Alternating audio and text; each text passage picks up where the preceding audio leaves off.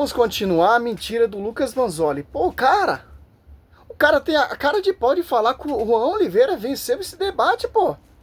O âncora do programa teve que entrar nessa discussão pra o cara não passar mais vergonha. Aí o cara faz um vídeo, esse doutor aqui, ó, falando que, misericórdia, pô, vocês são enganados por esses falsos profetas. É só.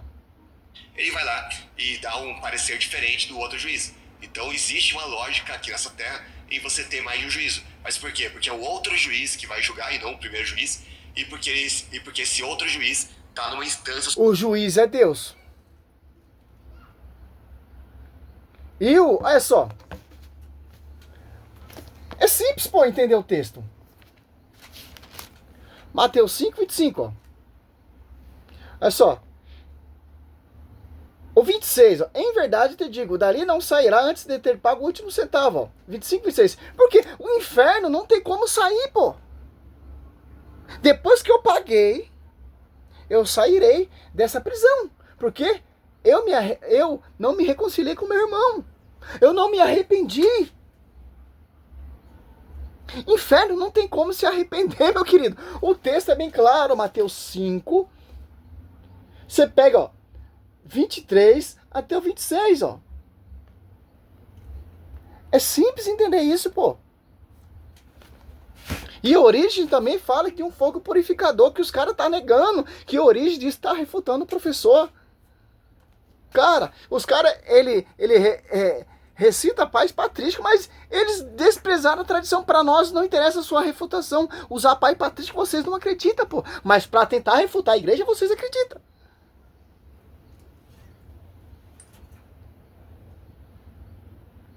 Esse outro juiz tá numa instância superior àquele que julgou primeiro. Agora, na própria doutrina mortalista, os dois juízos são de Deus. Então... essa doutrina mortalista é uma doutrina protestante diabólica, pô. Se você for pegar, destrói, ó. Quem aparece ali na transfiguração da montanha? Moisés. Moisés morreu lá em Deuteronômio 34. Do seguinte diante. O que ele está fazendo? O quem aparece ali? A sua alma. Simples. Gênesis 4, 5. Caim mata Abel, Abel está clamando. Se a alma estivesse dormindo, como eles dizem, esses mortalistas que não acreditam na mortalidade da alma, que por quê? Caim mata Abel, Abel está clamando. Hebreus 11, 4 ali. E ainda, apesar de sua morte, ele ainda fala. Apocalipse 9, 10, Apocalipse 5, 8. E vai, pô. 1 Coríntios 15, 16. Que sentido faz Deus fazer dois juízos? Né? Quer dizer, o próprio Deus já deu a sentença primeiramente. Hebreus 9, 27, o juiz particular. Lucas 16, 19, morre o mendigo, vai levado para o seio de Abraão. E o rico morre sepultado, vai lá no inferno. Olha só a sentença. Só você ver, ler o texto todinho que ele fazia. E o pobre recebia o quê? Simples, pô. A pessoa, e mesmo assim ele vai ter que, depois de milhares de anos, dar uma segunda sentença, repetindo a sentença que ele já teve antes. Tipo, que sentido faz isso? Olha só, os caras querem defender uma ideia que é verídico na escritura. Que dá pra provar só de escritura. Purgatório não tem, mas tem um fogo purificador. Que fogo purificador é esse que os pais da igreja querem nos transmitir? Pô, pelo amor de Deus, pô. Pra que raio serviria esse segundo juízo se a pessoa já foi julgada? E ela já foi julgada justamente por Deus, que não pode mudar a palavra dele, que não pode voltar atrás, que não vai... eu sou o Senhor e não mudo. Tem claramente versículos bíblicos afirmando isso, ou seja, Deus... Olha só, o Lucas tá querendo falar uma coisa, pô. Sim. A primeira vinda de Cristo, quem já ressuscitou primeiro, ressuscitou pra glória, cara. E quem ressuscitar a segunda vez é pra condenação. Aqueles que já estão na glória, passaram pelo purgatório, que pelo sofrimento, já estão ressurretos, já estão salvos, chegaram à perfeição. Esses vão ressuscitar, vão dar um corpo glorioso semelhante ao corpo de Cristo. Ah, mas quando Cristo vir o purgatório vai existir? Não, cara, já se concretou toda a profecia da Escritura. É simples entender isso. Quem morreu no pecado, não se converteu, não... vai fazer companhia com o cão. Aquele que chegou à santidade, aquele que buscou a santidade, glória, cara. Pô.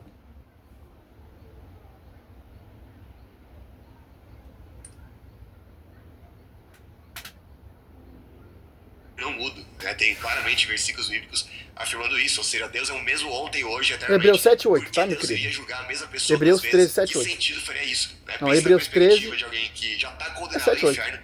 Deus condenou, ó, você vai logo depois da morte, com uma alma fora do corpo lá. Deus fala, ó, você está condenado, vai passar a eternidade no inferno. Ele vai lá e joga a alma. Se o cara levou uma vida toda de corrupção, não se converteu, é inferno, meu querido. Ah lá, Lucas 16, 19 já deixa bem claro. E se o cara não chegou a 100%, cometeu o pecado venial, que buscando santidade, etc., no finalzinho a arca que pegou fogo, Paulo diz, será salvo. Paulo está falando, será salvo. Então você discorde que Paulo está falando. Aí depois de milhares de anos, Deus vai julgar de novo essa pessoa. Pra quê? Pra dizer, você vai continuar no inferno por mais uma eternidade e eternidade sem fim. Quer dizer, que diabos de sentido faz? Não, quem está no inferno já está condenado. Quando vinha a vinda de Cristo, a segunda ressurreição, aqueles que estão no inferno será ressuscitado com esse corpo. E ele será lançado, foi julgado, foi condenado pela vida que levou. Será levado agora, será jogado de corpo e alma. Por enquanto ele está ali purgando, padecendo, sendo atormentado. Voltando à reflexão assim, eles vão ser ressuscitados, mas eles foi condenado. Agora ele vai ser jogado de corpo e alma. Por enquanto ele está só de alma no inferno. E quem está na glória só está a sua alma, não está o corpo ainda. O corpo será revestido, ressuscitado, revestido de glória e irão morar na morada de corpo e alma. A primeira ressurreição. Porque eles já foram julgados, eles já estão na santidade. Não tem como julgar mais quem está no céu, já está salvo. Por isso que eles ressuscitam primeiro, que está na glória, meu querido. Simples entender. Tá assistindo muito aqueles filmes lá, o arrebatamento que lá os ingleses fizeram lá. Tem versão 1, versão 2. Aquela fantasia, pô. Simples, pô. Por enquanto estão a alma no inferno. Por enquanto estão a alma na glória. Certo? E os que estão no purgatório estão em alma também. Pererê, parará, etc. Quer dizer, que diabos de sentido faz um segundo juízo na perspectiva O cara, além de ser imortalista, é um ignorante, pô. Dos imortalistas, onde é o mesmo Deus que vai julgar de novo as mesmas pessoas e dar o mesmo veredito que ele já deu antes. Então, é tipo um Deus esquizofrênico mesmo, né? Esse Deus dos imortalistas. E Né? diz então, que é um melhor dos apologetas protestantes. Estou vendo mesmo, cara. Um bosta igual eu tô refutando um cara desse. Refutando não. Que a minha missão não é refutar ninguém, é pregar em cima da mentira. Combater as farsas com a sã doutrina da salvação. Eu não sou apologeta, não sou nada. Eu sou um pregador e amo a escritura, sou amante da escritura. Eu amo a escritura. Eu não sou apologeta, não fico mas não faça esse jeito. Não. Prega em cima. Se gostar, se gostou, não gostou, pra mim tanto faz, pô. Glória a Deus, aleluia. E também não entra em debate, contenda. Não tem concordância comigo, pô. Não muda isso aqui. Se vocês não acreditam, amém. Você acha que eu vou perder meu tempo debater com um cara que não acredita e muito mais, que vai definir o que eu acredito? É isso que acontece. Entrar nesses debates comigo. Quando vai disputar lá com o Padre Luiz Toro, os caras tomam coro de Bíblia. Porque quando tá cara a cara aqui, não tem como essa farsa. Tá na Bíblia, você tá mudando. Você tá gravando, você é um falso profeta, meu querido. Simples entender isso. Fazer toda essa montagem, esse maravalismo é fácil, pô. Depois da morte vem o juízo, que na verdade é um texto que refuta a própria teologia deles. Porque na verdade esse texto só prova aquilo que a gente afirma, que não existe tempo entre a morte e a ressurreição, na perspectiva de quem morre, justamente porque não existe vida após a morte e até a ressurreição. Ou seja, alguém que morre, ele deixa de existir, e lógico, alguém que deixa de existir, o tempo não vai passar na perspectiva dele, porque ele nem existe para começo de conversa. Você acredita nisso aqui que ele tá falando? Então que recompensa você vai ter? Olha só. Ó que isso vai refutar esse cara, ó. Coríntios.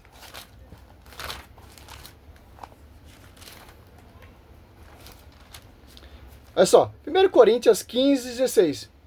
Pois se os mortos não ressuscitam, também Cristo não ressuscitou. E se Cristo não ressuscitou, é inútil a vossa fé. E ainda está em vossos pecados. Olha só. Então, se você não acredita na ressurreição, que há uma recompensa, que Cristo morreu em vão para você. Voltando, ele está defendendo um negócio que ele não acredita, ó. Simples, ó.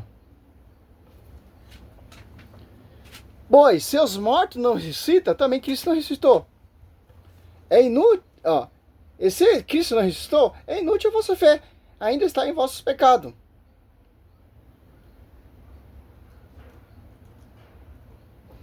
É simples entender isso. A ressurreição de Cristo já mostra que ele ressuscitou com um corpo glorioso. E aqueles que vai chegar a essa imitação perfeita, Paulo fala, não veja a hora de me desprender desse corpo e habitar junto do Senhor. Ele, na ressurreição, ele vai para a glória da sua alma.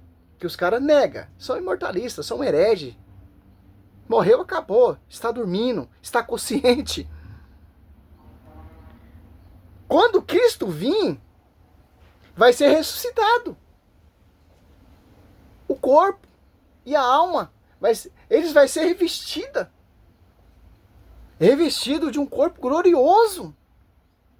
E aquele que está no pecado e ressuscitou a segunda vez, irá ressuscitar com o corpo também, mas, infelizmente, para condenação. É simples, pô, entender isso. Se você pegar Apocalipse 7,15, ali você vê o santo servindo de noite, Senhor. Simples, pô. Você tem coragem, pô, de seguir um cara desse, pô? Tem vários apologetas católicos que é muito melhor que eu, refutando ele na tradição, né? História da igreja, tal, pai patrístico. Eu vou mais nessa linha raciocínio de Bíblia. Por mais que o cara fale que não usa Bíblia. Eu uso alguns pais patrísticos porque é importante pra gente entender. Pra ter a interpretação certa. Mas a Bíblia refuta esses caras. Mas vamos lá, né? Nem existe pra começo de conversa, né? Então, é como se ele morresse agora e mesmo que ele ressuscite só daqui 2.000 anos, na perspectiva dele, vai ter sido como um estalar de dedos, né? Vai ter sido como um abrir e piscar de olhos, porque não tem passagem de tempo entre um evento e outro, né? Então, sim, Paulo pode dizer que morreu e logo depois veio o juízo, e não que veio o céu ou o inferno, né, durante milhares de anos, justamente porque não existe passagem de tempo entre a morte e a ressurreição na perspectiva de quem morre, e não porque existe mais de um juízo que ocorre milhares de anos depois. Então, na verdade, a doutrina do juízo é mais uma prova fortíssima que refuta os imortalistas, mas o Juan, infelizmente, não pôde usar todo esse arsenal aqui contra o Ariel, porque ele compartilha na teologia imortalista do... Por que ele não pesquisou no Google, então? O negócio dele é pesquisar no Google. Simples, pô. Ariel. Aí fica difícil de refutar o Ariel quando ele tá dando um monte de mancada. É como se o Ariel tivesse dado um monte de... ele levantou um monte de bola pro Juan cortar o debate, mas eles não podem cortar essas bolas porque vai refutar a própria teologia deles, né? Então é uma coisa complicada mesmo. Aí outro ponto, e aí esse é um ponto onde o Ariel foi bem refutado nesse debate, é quando ele cita Orígenes. Ele foi tão bem refutado que o âncora do programa, o pastor César, como sempre nos debates ele entra no meio, para o Juan não passar muita vergonha. A mesma interpretação aí de 1 Coríntios, aquele texto lá que fala que o dia revelará, que dia é esse? O dia do juízo. Qual juízo? O juízo individual? Não, porque ele não falou os dias, né? Porque na teologia deles existem bilhões de juízos, né, para cada pessoa. Mas logo depois da morte. Deus está todo dia... E a teologia protestante? A Universal tem uma teologia, a Assembleia tem uma teologia, os mormons têm uma teologia, os presbiterianos têm uma teologia. Você quer justificar uma coisa, pô, não tem como. Agora você cita que a Orígenes refutou o professor Ariel aonde, cara? Eu fiz a pesquisa aqui, ó. Felizmente, é só. Orígenes acreditava no purgatório? Olha só. Orígenes negava o purgatório? Olha só. Orígenes não negava o purgatório, pelo contrário, ele é frequentemente citado como uma das figuras cujas ideias iniciais influenciaram o desenvolvimento da doutrina do purgatório na tradição católica. Origem, ele é uns que influenciaram para desenvolver o que é Cristo na escritura, o fogo purificador. E o cara nega isso. Ah, uau, citou a Origem está negando. Cara, tô aqui, ó, no Google, Origens 185 a 254 ADC, incorporou elementos, olha só, cara, elementos do protonismo e em sua teologia e defendia um conceito de fogo purificador, ó, após a morte, que tinha como objetivo purificar as almas dos pecadores e prepará-la para o céu. A mesma argumento que São Paulo fala, mas será salvo, mas porém passando através dos fogos. O mesmo que o argumento que São João fala, há pecado que leva à morte e há pecado que não leva à morte. Olha só. Olha só a visão de Orígenes. Fogo purificador. Ele acreditava em fogo não de punição eterna. Fogo, punição eterna é o inferno. Quem tá ali já tá frito. Não tem como. Vai ressuscitar, sim. Mas vai ser lançado ali de corpo e alma. Por enquanto estão só a alma. Certo? Isso deixa bem claro em Lucas 16, 19 em diante. A parábola é simples entender isso. Pós-morte distinta da doutrina católica formalizada no século depois, ele é vista como um germe ou um precursor do conceito de purgatório. Posição da igreja primitiva, a doutrina do purgatório não foi claramente definida na igreja primitiva. 30/325 ADC, as visões variaram, com algumas como Policarpo, outro doutor da igreja, ensinando a presença imediata como Cristo após a morte, enquanto a outra como Orígenes e mais tarde Agostinho aceitaram a possibilidade de uma purificação intermediária. Olha, o tempo vai degustando. Simples, pô.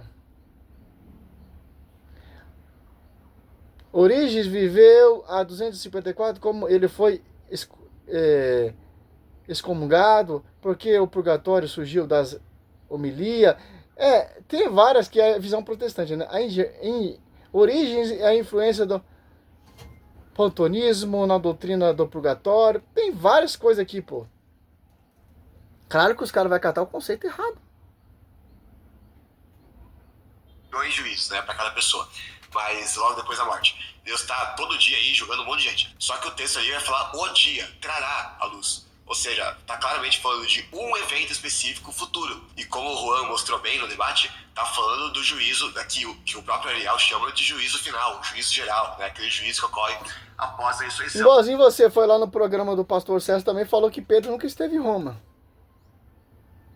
Fez aquela salada também. Aí quando ele se viu nessa encruzilhada, que contradiz o texto, a interpretação que ele estava dando para o texto e também a interpretação que ele deu para o texto que ele citou de Origens, aí ele fez lá um malabarismo dele, lá, ele tentou negar que existisse temporalidade. Vamos dar um pause aqui. É simples, a parábola do filho pródigo ali, você vê purgatório ali na passagem. Aí, para você entrar no purgatório, você tem que tomar um banho, pô. Aquele filho, quando ele voltou ali para casa do pai, ele tomou um banho, porque o pai fez uma festa para ele. Para ele entrar na festa, ele teve que colocar umas vestes novas. Ele não poderia entrar todo sujo lá, que estava no mundo, lá nos porcos, etc. E o pai fez uma festa, colocou vestes novas para ele entrar na festa. É assim o purgatório. O purgatório é um banho para você tomar para contemplar Cristo face a face. Mas você citar Orígenes, beleza. Orígenes nega, tá bom. E Santo Agostinho? E, por exemplo, Tertuliano. Ó, Origem de Alexandria, ó, no século II, degustando sobre esse texto, 1 Coríntios 3, do 11 ao 14. Será salvo como que? Através do fogo, ó. Olha só.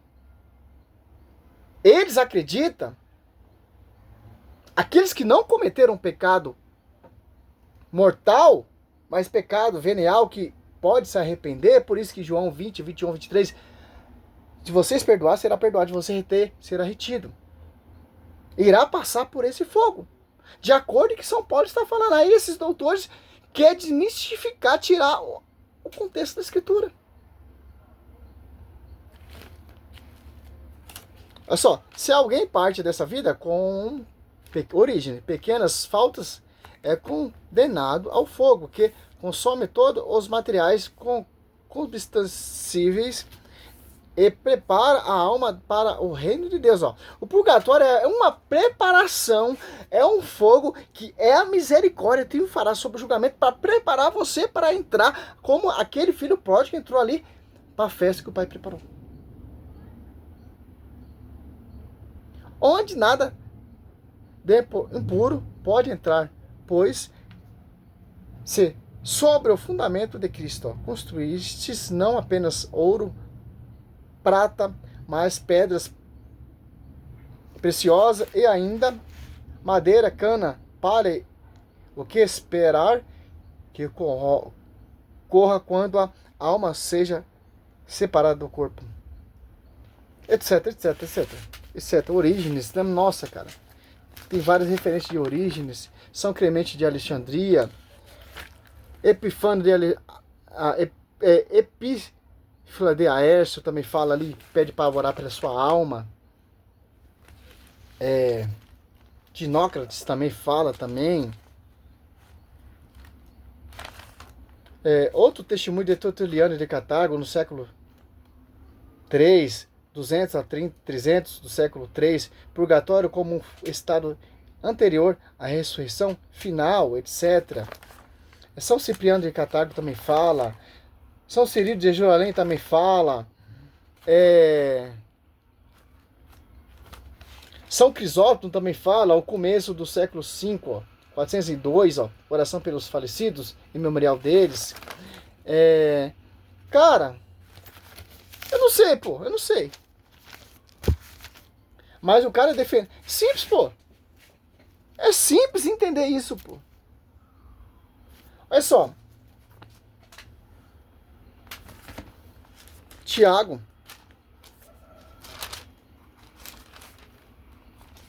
2.